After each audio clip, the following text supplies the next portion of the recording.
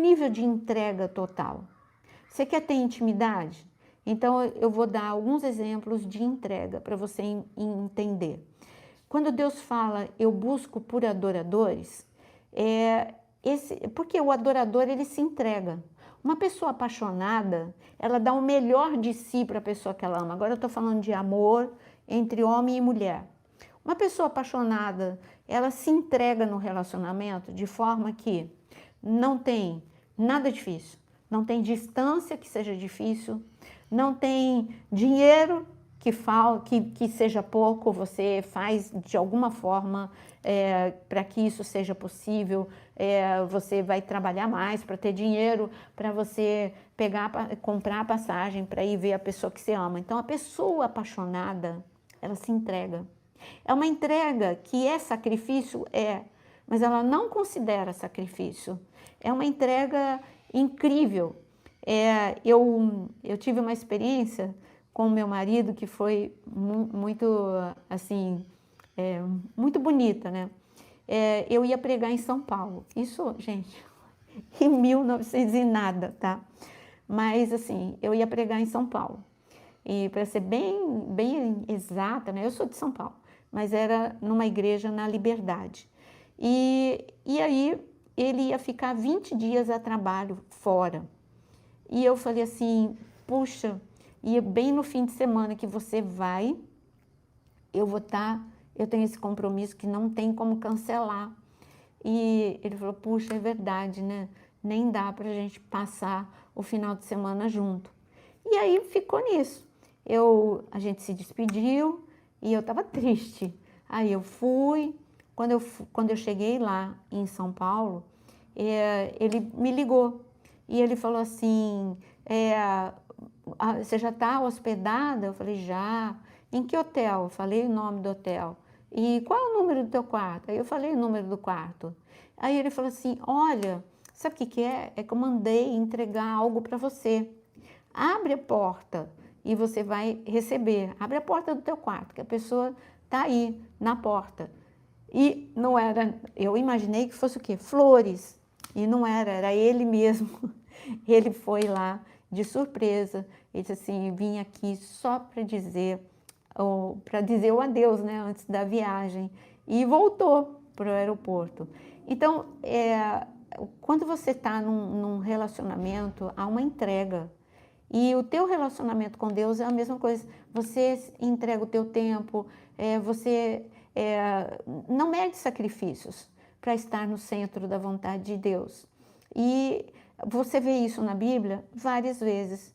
Eu vi a entrega eu já falei de Abraão, então vou dar outro exemplo. Abraão entregou o seu filho confiando que Deus era poderoso para ressuscitar.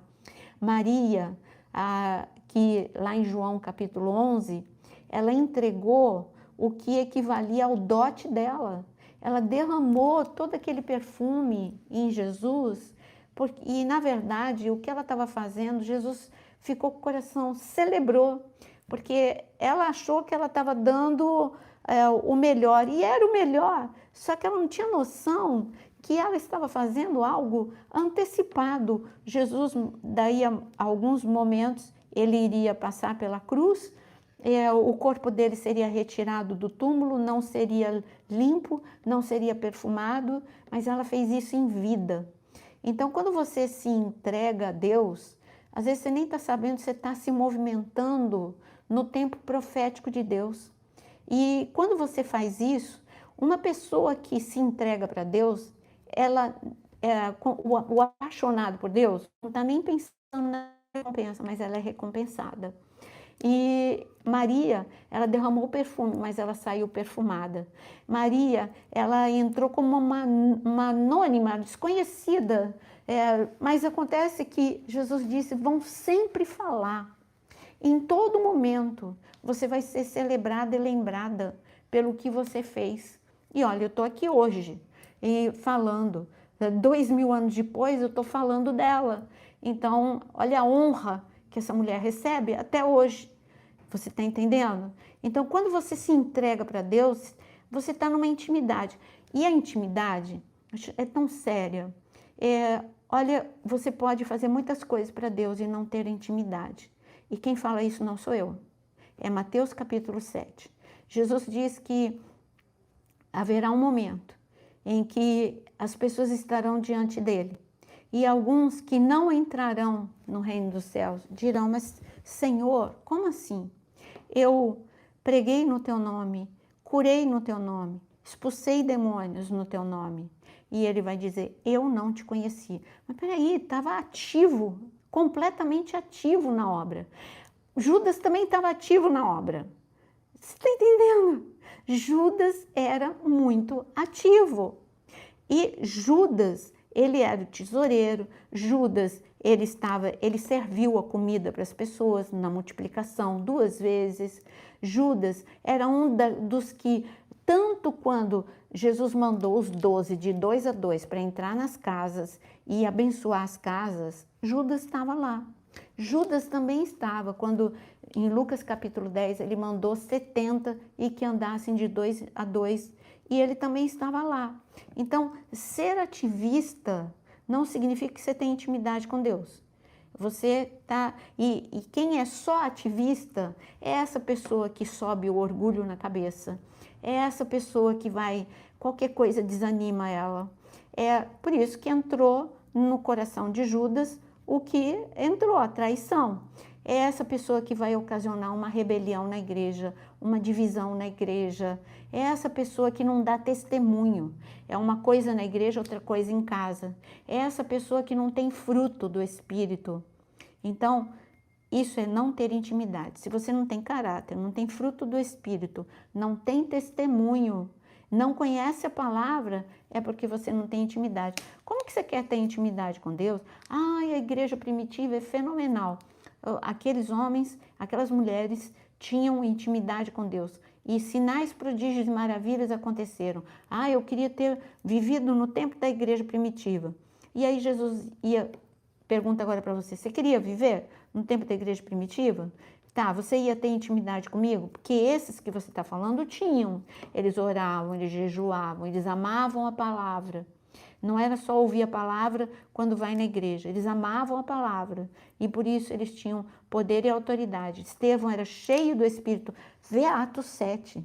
O discurso de Estevão, antes dele morrer, gente, é uma aula, um resumão, sabe, só daquele aluno que realmente de escola bíblica, aquele aluno que conhece mesmo a palavra de Deus.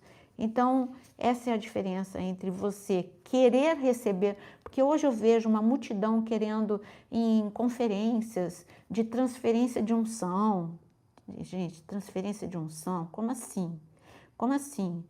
Moisés e Josué. Tá, Josué antes de receber a bênção de Moisés e o tempo dele de começar o ministério, Josué andou 30 anos aprendendo, 40 anos aprendendo com Moisés. Então não foi transferência de unção. Ele aprendeu com Deus, aprendeu com Moisés. Foi um aprendizado. Mas as pessoas não querem pagar o preço, né? Querem ir só na conferência para receber transferência de unção, para aprender, querido, aprender a curar. Não, você tem que aprender a palavra. Estes sinais seguirão aqueles que creem. Não é você aprender a fazer milagre, é esse sinal segue você, é o que está escrito em Marcos 16. E o Senhor confirma o que você está fazendo através de sinais, prodígios e maravilhas, se você conhecer a palavra. Não, mas vai ativar. Aí usa palavras, né, modernas. É para ativar os dons, é para ativar o meu ministério, é para ativar os milagres. Calma aí. Buscar o reino de Deus em primeiro lugar e todas as outras coisas serão acrescentadas. E o reino de Deus é a palavra de Deus.